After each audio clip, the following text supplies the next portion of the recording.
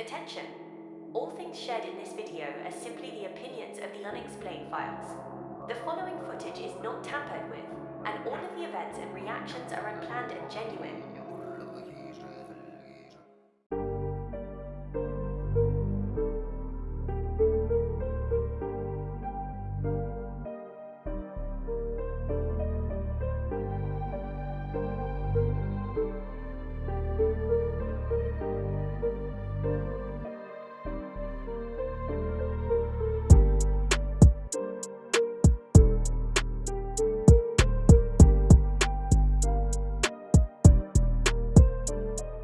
Good evening, everyone, and welcome back to a very first episode of the Unexplained Files podcast. We don't have a name for this yet, it is just the Unexplained Files podcast. So we chat far too much in our paranormal investigations, and people have complained about it before. So I figured the best thing we can do is make a space where we can just talk about anything and everything, and then we've got a reason to talk, and we'll probably still do it on investigations and get comments about it, but absolutely, we're here now. So our first topic of conversation, and I've got my little bullet points down here so I remember things, is real paranormal investigation versus entertainment and fakers. Not that I'm saying like entertainment are fakers, but we can jump straight into that. So the idea is that we go out and paranormal investigate. We feel that we're doing it the real way, which is mostly just we're going out because we're curious. We want to see what's around. We want to document spaces. We say it all the time. We're here to document a space.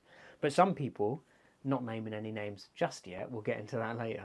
There are some people who go out and they investigate, and it is purely just let's go out here, make an entertainment product.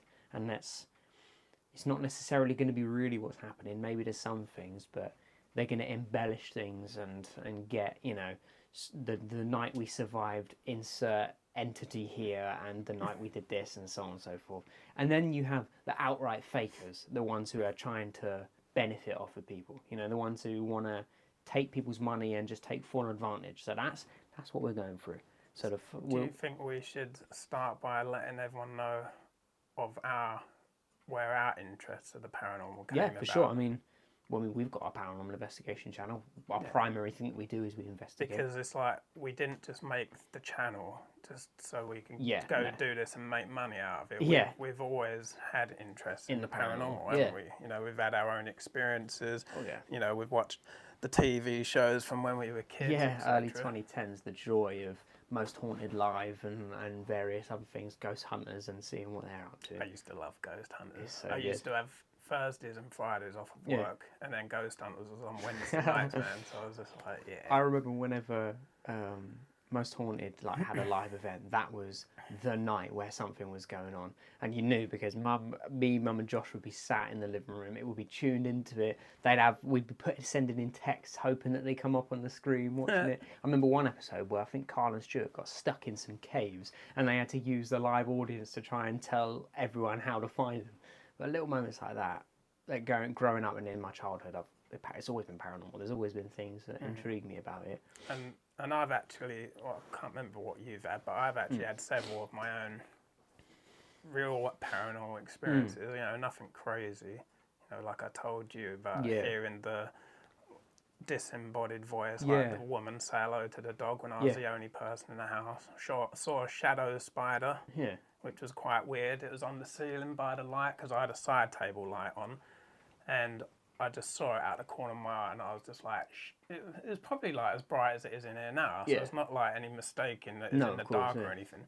Man, I leapt out of bed, turned the light on as soon as I got up.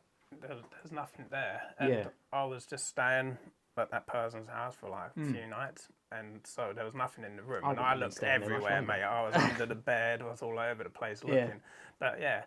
And then the night after, I listened, because I used to listen to a show called Coast to Coast, and they do all different stuff like paranormal, conspiracy theories, UFOs, and they just so happened to have shadow people on it. And then he was talking about it's not just shadow people they see, creatures, it's like creatures, and he actually mentioned shadow spiders, and I was like, what? This is literally the night after I saw it. When I was younger, my view of the paranormal when I was younger was just your stereotypical ghost. I didn't think anything more of it than that. And yeah, there were types of ghosts, like you had poltergeists and various things like that, but it was just ghosts. That was it. But I remember because growing up, and then you moved over here, back over to England when I must have been about 15, I think. So Something like that, about yeah. 11 years ago now. Fucking hell.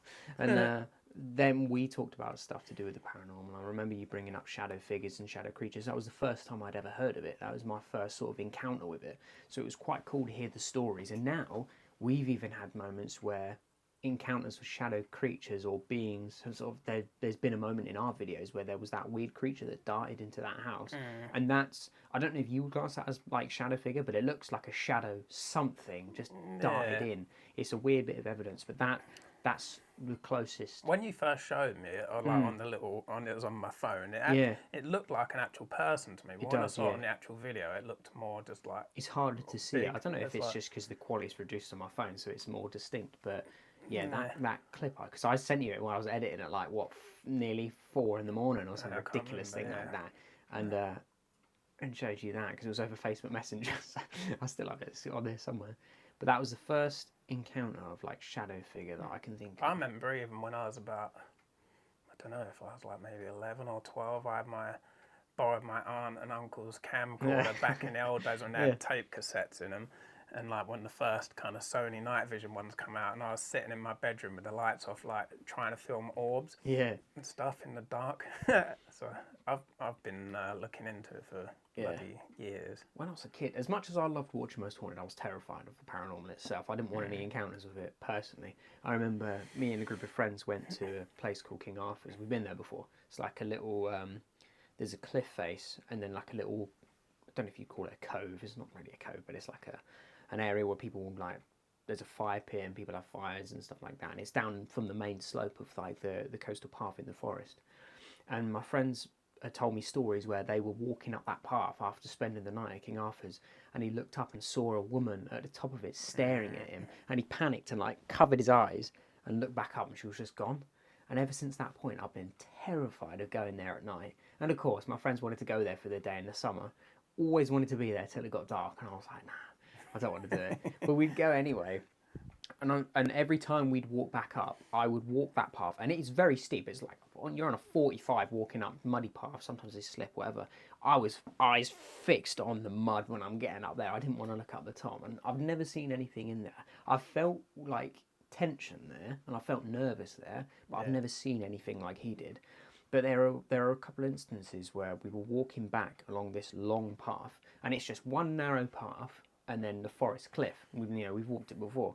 We'll have to take the camera down now. I'll put some footage in of like walking through that walkway so you can get a feel for it. And we're walking back, and we were doing the stereotypical things that mates do when they're out at night. Oh, imagine if you saw this, or imagine if someone came running at you, and everyone's like, yeah. The same shit you always do.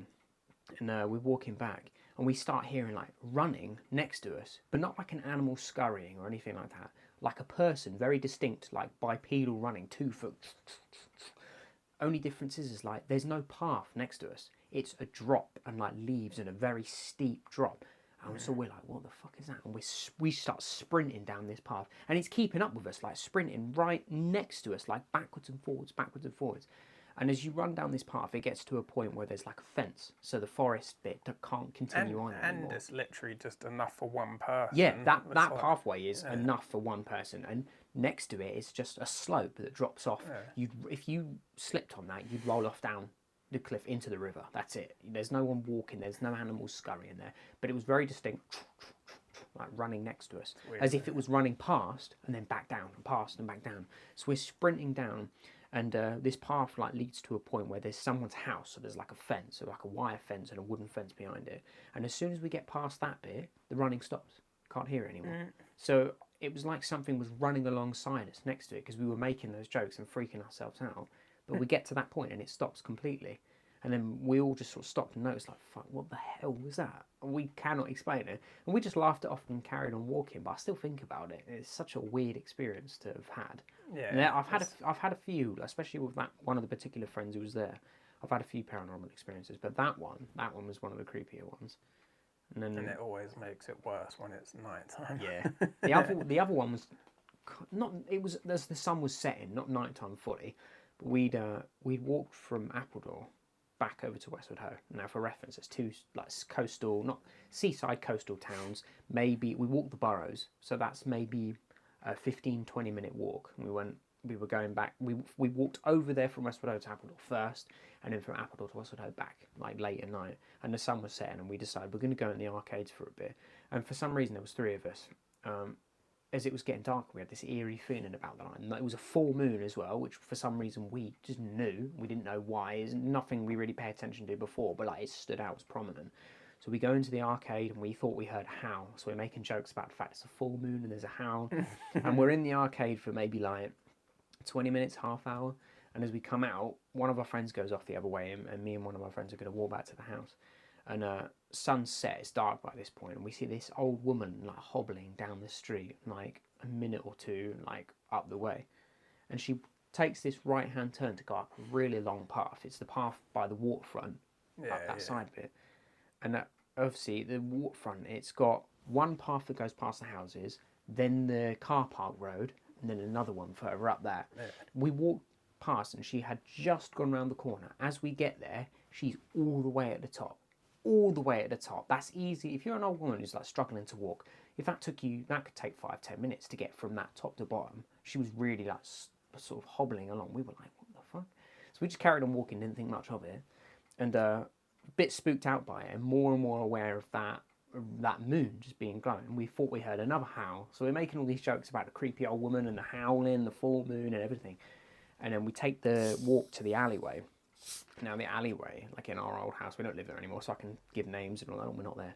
It's like a very small, like just alley between the main road and where our house was. It's not very long. I don't know how long the stretch was, but it's not a long walk at all.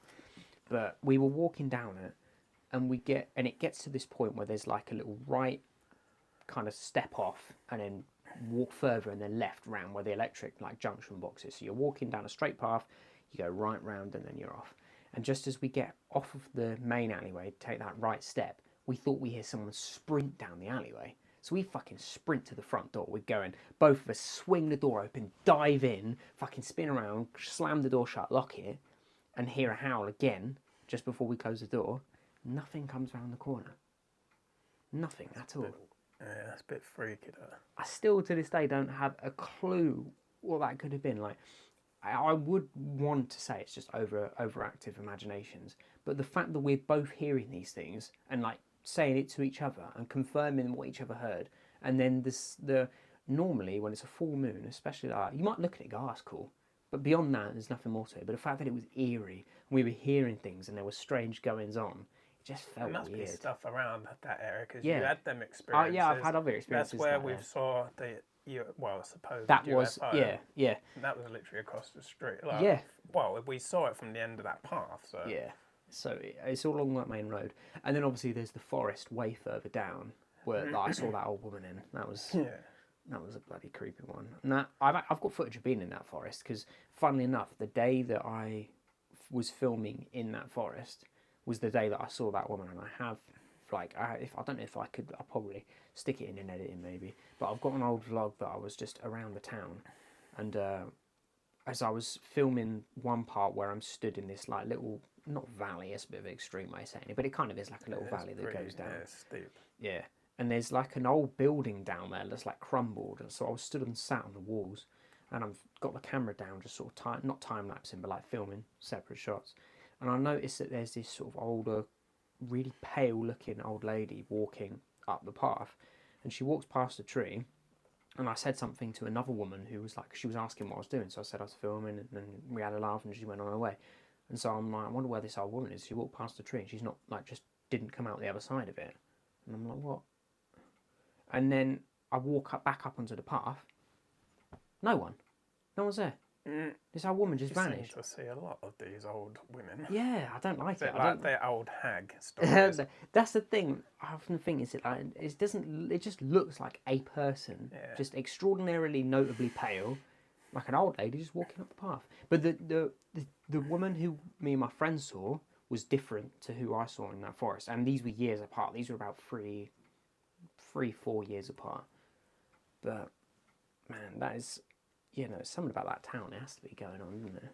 But the thing is that town is all mostly elderly people as well that actually live there. There is like holiday makers and stuff in this like holiday season, but it is just elderly people all in their like proper actual Need to residential get areas. our viewers involved, or maybe if Yeah. they want to email in their experiences and that, and Oh, we yeah, can for like sure. read them out, Yeah.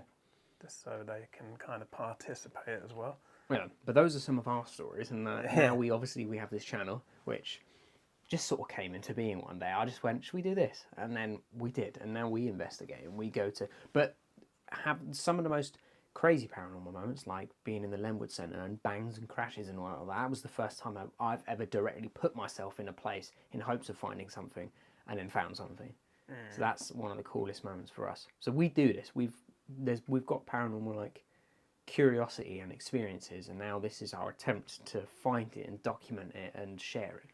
So That's the thing, isn't it, though? Because it's like usually these things just randomly happen. You happen to be there at the right time. If you're going out looking for it, the chances of actually seeing something are probably quite slim. Yeah, and also in a way we kind of play off of stereotypes. Like, where's the most likely place a ghost is going to be?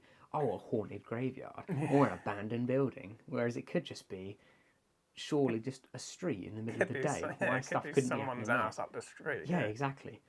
Some of the places I've been recommended are just people's houses that they've had to leave because it's so much negative stuff has happened there. But that leads me on to the next point, because that's where we come into this and our reference of it. And I would say our motivation, mine anyway, is curiosity. That's what I want to know. I'm curious about it. I want to figure out and I want to document it. That's all I care about. Granted, there are things that I do, like alluring thumbnails and titles that I'm specific for the platform to get it out there so people can see it and we can share it with people. But my motivations for why we make the videos is, one, because it's fun, and two, for curiosity. And now, like, the things that I want to touch on is the difference in, obviously we do this for curiosity, and there are some people that maybe take this more for entertainment rather than let's go out and document the paranormal. Some people are like, let's make an entertainment product where we can scream and crazy things happen. And just because like people might see us laughing on camera and joking about it, I don't mean like we're not take it serious. We're just having fun while we're out doing it. We're doing paranormal investigation our way. We're still the same. Like, by nature, we're quite sarcastic and not seriously taking things people. So when we go out and we're in a graveyard, there is an element to it that, like, this is ridiculous. Like, what the fuck are we doing right now? But you see, we do make jokes and we do laugh, but that doesn't mean that we're not, like, genuinely very curious about what could be going on. And also, another part of it is, if we're in a graveyard, we do want to be respectful of the people that are buried there, because there's high chances that people's family members fairly recently, could have been buried there. We've seen graves from 2022, 2023, and right now we're only in 2024. So as recently put to rest people. So we are, as much as we laugh and joke, it's very much we're there for serious curiosity reasons. We want to document. It's the same with like abandoned buildings and that. We don't go in there trashing stuff, making a mess or anything. We're like, well, even though the places are pretty much destroyed, we're respectful. As in the sense we don't make them any worse than they really are. We want it to be there because our whole purpose is documentation. So why would we destroy things and make it worse and contribute to it coming down? We want to document it, be able to go back and see what's going on, see what there is to this paranormal world, and if the things we've left behind are there. And I don't know if it's just part of the human condition where people used to be and now they're gone. There is something that doesn't feel right about that, and that part of that is what attracts me to going into those places and makes me wonder, like, have we, by existing here and just lived and done the whole human experience of all the emotions and all the energy and whatever happens, have we imprinted that into a space, left, and now that the noise is gone of the everyday, is there enough quiet to actually hear, like, things coming back out of what we've put into it? That's what I'm curious about. I know you get stuff as well, like when someone has a house and generally it's quiet, and then they say they've started doing renovations and then suddenly activity's picked up. I wonder what that's about, like what they're disturbing that's suddenly kicked up. Yeah, well, it's weird. To me, that strikes like two methods of thought. There's the idea that maybe it is sentient, still people existing in some capacity, or like the spirits or remaining energy of people that are deliberately acting as if to say, don't change this, don't do this, whatever. That's one school of thought. And then the other, which I do like the idea of, but I'm not sure where I sit with it, where it's like energy has been put into it, and now maybe because there's a break in life, in a way, like there's no more birthdays happening and people sitting down and watching a TV show and laughing together or crying together. Now there's a break in that because renovations are happening. It's gone quiet in a way. It's like when you get a torch and there's like the torches we've got where it's got the glow, like it can light up or anything. As soon as you turn the light off, that's when it starts to glow because now the energy can like come back out again. So I wonder if it's a bit like that.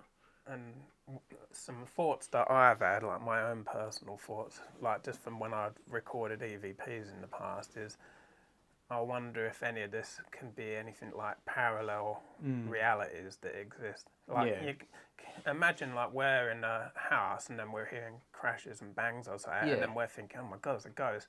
But then there's other people in anher reality and they're hearing that, which is us moving around in a building, and they're thinking, oh my God, there's a ghost. Which that idea brings me the thought. I remember when we were on the podcast with G-Star and Monty, they mentioned that the bang and crash we heard reminded them of someone playing pool, like a ball going into the pocket and the cue hitting the ball and so on. I'm like, if that is the case, and it's like, why would it happen then? How and why? But in that space, that is something that would have happened. So could it be that at that moment, for whatever reason, the veils were thinner or something aligned perfectly and we were able to hear it? And how and why does that happen? Which makes me think when the times of year sort of changes, maybe that is partly to do with it. Because in like traditional worldview and a lot of like beliefs of ancient peoples, those times were where like different worlds aligned, like the spirit world and the afterlife or whatever. The veils are thinner, so there's an easier way to communicate. So maybe it's a bit of that going on. Maybe there is some truth to the way that people saw things in the past. It's just their way of explaining it was a bit different. That's what's good about the paranormal. You're never going to figure it out. No. You'll always think you've seen or experienced something, and then that's just giving you more questions. Yeah, exactly. And no one will ever know, but that's why I like it. It piques that curiosity. I like taking spiritual and religious views and mixing them with paranormal because it's a way to think of what else is out there without being stuck rigidly to ideas and beliefs that were already laid out. It's like a good way to express it today, because sometimes spirituality and like faith and stuff can feel too in the past, whereas in a way this is one element that we still have everyone interested in asking questions outside of the norm. Because in today's world where everyone's just on their phone and it's all tech and all that lot, we lose that curiosity. No one's asking questions. You get told everything and you get told what to think and what's right and what's wrong. Whereas now, the paranormal is a way that you can say, oh, was that a ghost? And even if all you're doing is asking, was that something that I don't know? You're asking questions. And I like having that side of things that we can still look at. I suppose it's the same with nature, isn't it? Like, because there's so much technology nowadays. Kids are sitting indoors just playing video games and whatnot. Not so many people are getting out. Like, obviously people still do, but like when I look back to when I was a kid, all we had was like 4 channels on the TV and a bloody Atari. That was the best computer we had. So I mean, my first memories of like childhood were going out. Like I remember Christmases where we got bikes and went out and cycled out and about, and you met up with friends after school, and you'd be told you had to be back by 10.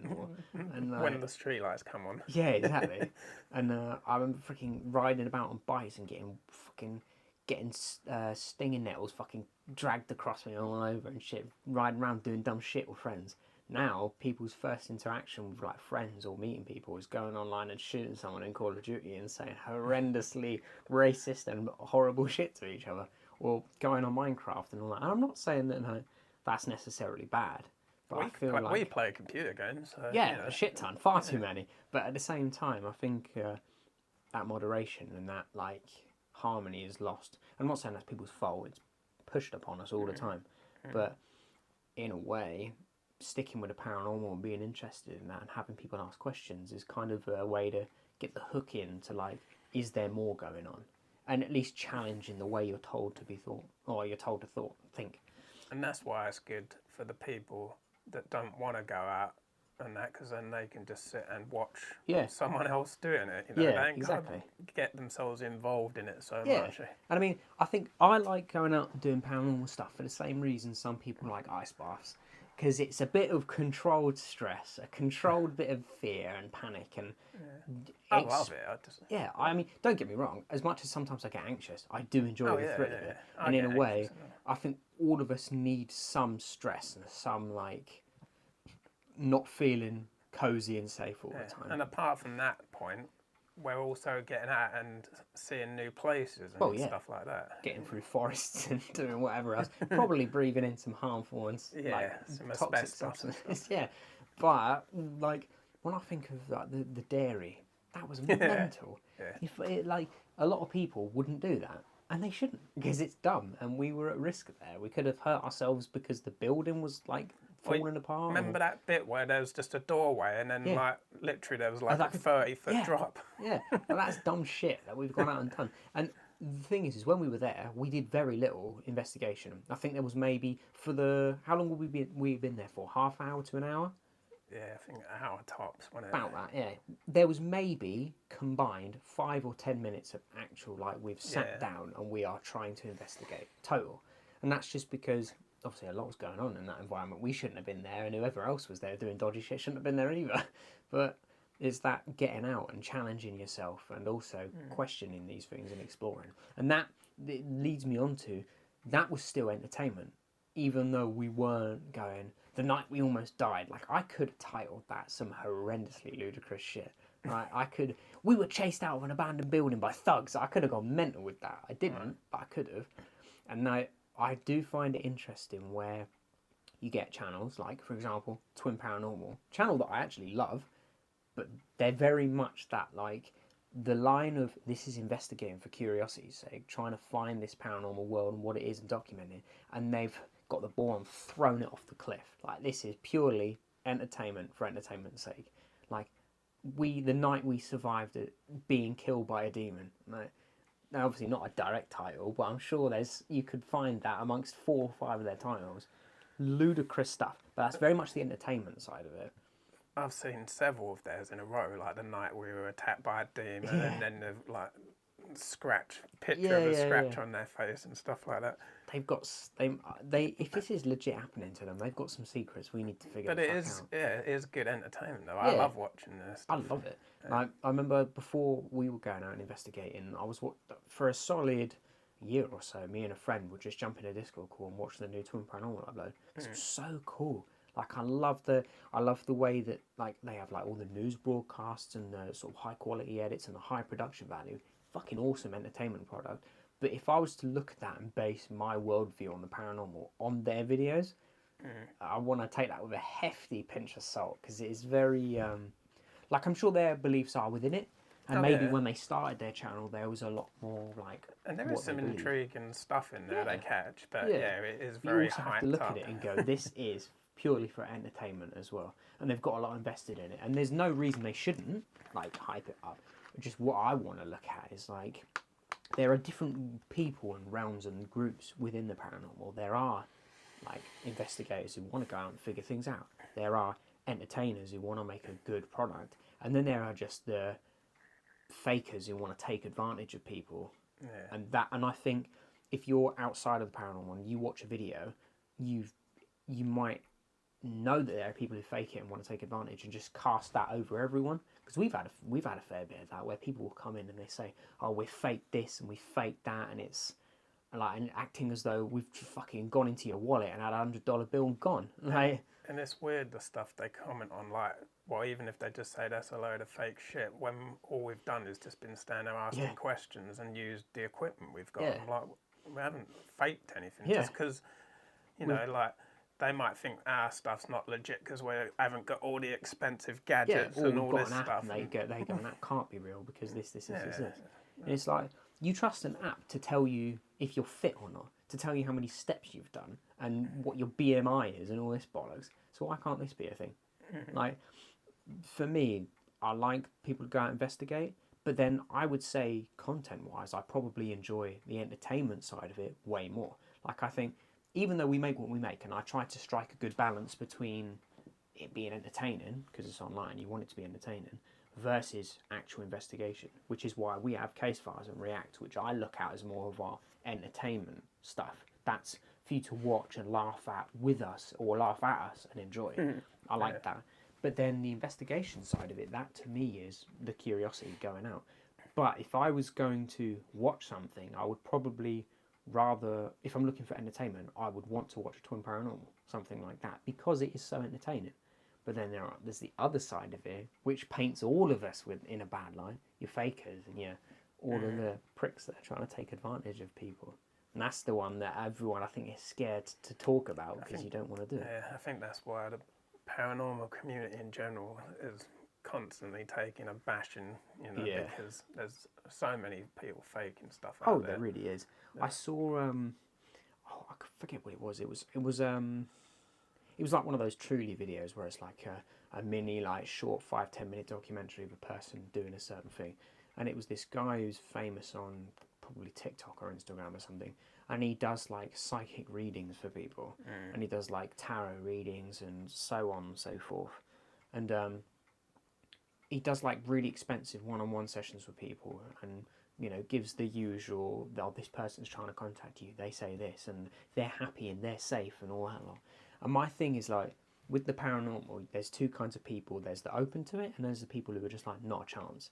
And I try to strike that balance of like, I'm looking at these people who are charging people like expensive like amounts of money, like ridiculous amounts of money, to tell them that the person they've just lost is happy on the other side. And I'm going, you fucking scumbag. Like, and it paints all of us bad, realistically, because even though we don't claim to be psychic or anything like that, because I'm not, I don't know if I really even believe in it. I think faith-wise, I don't, and even in my own sense, I don't think like psychics. I'm very skeptical, very, very skeptical. But when I see those, I'm also going, fuck you, because now we look bad, even though all we're doing is going out with Van App and some fucking cat balls, and people are getting mad at us. And those are the side of things that no one really talks about, especially in the community, because then it kind of casts like questions on what they do as well, and where do you draw the line in that? Well, yeah, exactly. It's quite a niche, isn't it? Like the paranormal community. There's not many routes you can go. No. So you're stuck in that Yeah. thing. So if you've got nothing to show people, Well, then that's it. And it's so easy to bend the nature of why you're doing it as well, because like obviously we both work. You've been working for a long time. I've not been working that long, but we both long work. enough, it feels. Long enough, yeah. If we could take, our intention is fully to go as far as we can with this, and if this can become a full-time job and provide, we want to do that, absolutely. But then we have to strike the balance of, we're not doing this so we can make money, that so much so that takes away from the integrity of why we do it. Like, we know what our reason is, but then there are a lot of people who, in our shoes as well, who they don't want to work the shit job that they do. They want to go the YouTube route or the sort of creator route, and because of that, they kind of sacrifice their I'm curious about the paranormal, and now they drift into that more entertainment product, but because it lingers somewhere between curiosity and entertainment, it blurs the line even more about what they do in the paranormal and why they're there. And I'm quite intrigued to see what happens with us, because I feel fairly steadfast in the fact that I do this for curiosity, and I'll stick with entertainment side of it in like stuff like this podcast and stuff like that. Yeah, I want to have experiences, like in the same, like curiosity. I want to go somewhere. How many videos do we do where anything happens? Bloody hardly anything. Well, yeah. Really, if I wanted to think of moments, I can maybe think of 5, 6 of like standout moments now of the 30 plus investigations we've done that really stand out. None of them really do in that way. Not to say that it's not good, because I don't want to shit on our own stuff, but it is very genuine in what we do. That's why the entertainment of it needs to be in other areas of the channel, and I find nothing wrong with that. I like to think that people will see that we are genuine, and a big part of this channel, outside of the panel, is just me and you, and how we are, and how we joke about things and what we do. And I've heard people, some of the feedback we get is that, as well as seeing paranormal or trying to find the paranormal, or the realities of what you can experience, they love how we put things and how we phrase things and the shit we joke about, the dumb things we add into it as well. And this is just us normally. How you see us on YouTube, that's how we are. Yeah. 24/7. Yeah, all the time. And I'm sure it gets exhausting for certain individuals around us, but we're all like that. We're always like that, and so this is why I think it works well. This is why we do stuff like this, because we have good personalities to make entertaining stuff. I like to think anyway. Maybe that's a bit my ego kicking in, but I think we're quite. Yeah, you're a bit more. I don't know what the word would be. Not hyperactive. You're a bit more animated than me. I'm a bit more, quieter. Yeah. But then again, we all have our moments in different things. Mm-hmm. But both, like, that curiosity is what keeps bringing me back to it. Because, I mean, to be fair, I think before starting it, I saw other people investigating. Like, one person I saw who was making investigations, who I was surprised that was doing it for, like, curiosity's sake rather than for entertainment, is that Daz Black used to do, like, vines and stuff back in the day. Moved on to YouTube years ago and makes mostly gaming content and react content. And he started a paranormal series where he met up with another group of paranormal investigators. They go around to places. They've done like 30 East Drive and places like that, the ancient Ram Inn, and they have some really good evidence. Like, to be fair, 30 East Drive was really quiet. Nothing happened, and they don't shy away from the fact that nothing happened. But in the ancient Ram Inn, they have a part where they've got a static cam outside of a room, like looking at the door, and it's like a door with like one of those old latches that lifts and then swings. And then they've got them on the inside filming, and the door swings open, and Daz on the other side of it panics and slams it shut. So saying that. Yeah, like I saw those videos and I went, man, I've always wanted to do it. But looking at that, I was like, I think we can do that, and I want to do that. And his channel was the perfect like moment of, this is entertaining, but it's not fake or entertainment. It's not glamorized to be. Yeah. Well, it's just the same. Like, we went all the way to the bloody White Hart Hotel and nothing happened. The only thing we had happen notable was at the end there was that weird squeak that we heard there, and you can hear it on the camera. That was it. Yeah. I mean, we had there was the guy who checked us in. His name was Ryan. He told us about that hallway where there's apparently the spirit of a child that runs up and down there. And when we went there and we had our spirit talker, it came out with that name, and it's the first time it's ever come out with that name. And so that and the squeak is all that happened for that entire night. We didn't embellish it. We didn't try to make it look crazy or anything. I mean, there was the social media side of it, or we did the shorts and stuff like that, but that's not the investigation. But it was very much like when they went to 30 East Drive, they had nothing happen. And knowing our luck, if we went, we'd have the exact same fucking thing.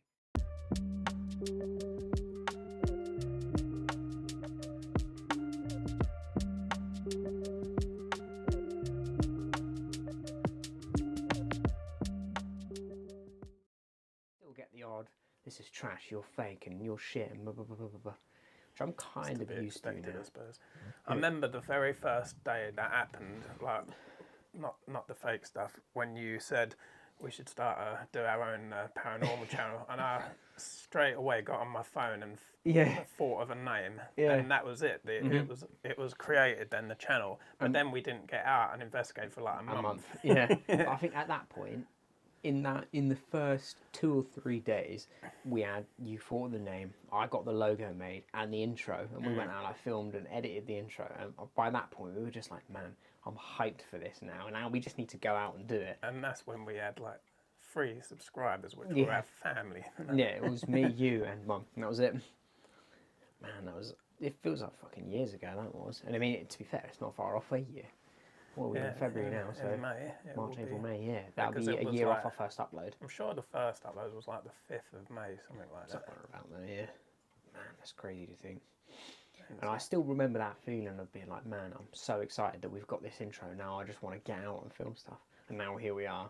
Like, and it's good we're mixing things up, doing like our, the case files and all stuff like that, because it was starting to get really hard finding places. Oh, yeah. After we'd investigated the local area. Yeah. I mean, we've got 31 investigations. Well, 31 posted. We've filmed about 33 because 2 of them, one footage wasn't usable because it was just too windy and it was just awful. And the second one, the footage just evaporated somehow, so we lost that. So we filmed 33 videos, and I think we've returned to places of all of them maybe 5 times. So that's a lot of locations that we've been to, and we're still getting recommended more, and we've got more in the books to go and do, some to go back to. But it has made it so that we don't burn out on just investigating. and still being able to be creative. And I like having those different series because it lets me be creative without needing it to go like, because I'm editing and putting work into being creative. I don't have to fake shit because I've got that side of things. I don't want to put more effort and work into what I need to do, which is another point. When I edit and stuff on these investigations, sometimes we've got an hour plus footage.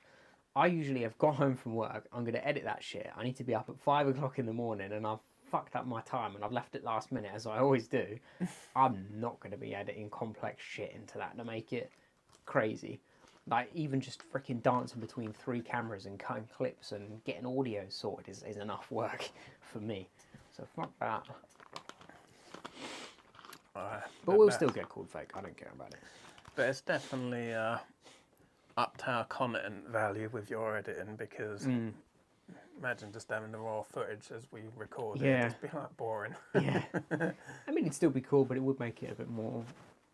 It does give it this does feel like a nice blend of, it's still an entertainment product in a way, but it's more based out of, we're just curious and we want to enjoy going out and learning new things and doing new things. Seeing if we can experience, Yeah.